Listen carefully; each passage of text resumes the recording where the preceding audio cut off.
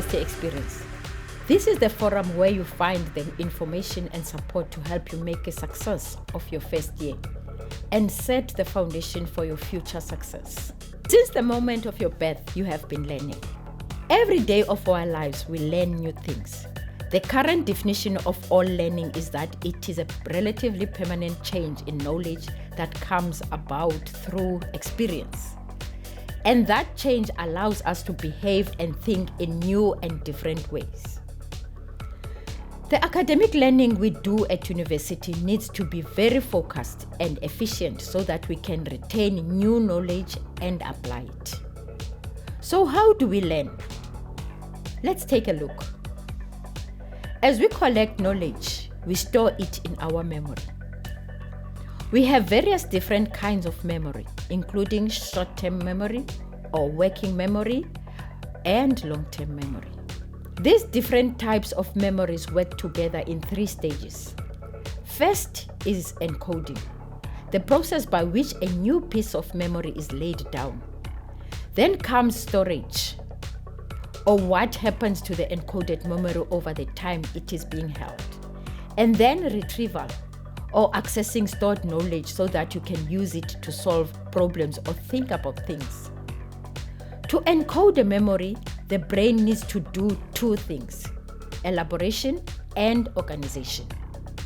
Elaboration means connecting the new information to something we already know. This is why having a context for new knowledge makes it easier to remember. What also makes new knowledge easier to retain is if there is some stimulation that makes it interesting, which is why making notes in color or using different fonts when you type can be helpful. Organization means making the connection between ideas in categories and hierarchies. If you can find the links between ideas, you will learn them much more easier than if you try to remember them in isolation.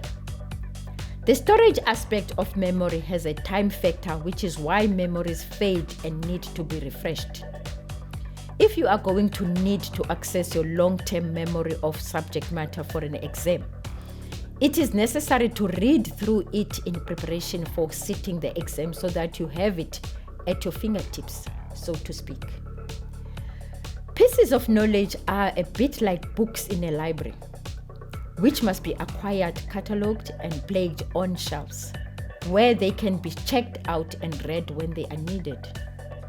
For the kind of memory you need for academic learning, experts recommend that you do the following sequence, which they call PQ4R.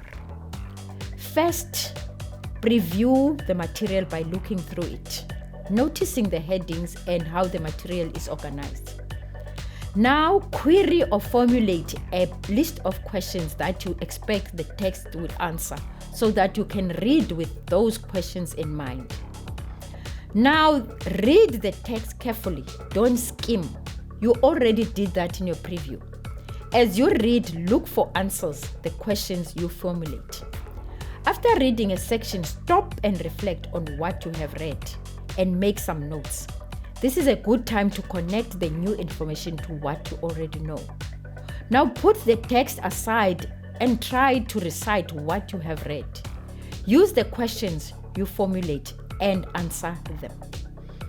Finally, go back and review what you have learned. Students usually think once is enough. It isn't if you hope to really know the content. Learning is a complex process, and committing knowledge to memory takes commitment and determination. One thing is certain: successful studying comes from regular ongoing sessions rather than cramming. Thank you for joining us at FYE. Keep your eyes on the prize and develop study habits that help your brain to remember.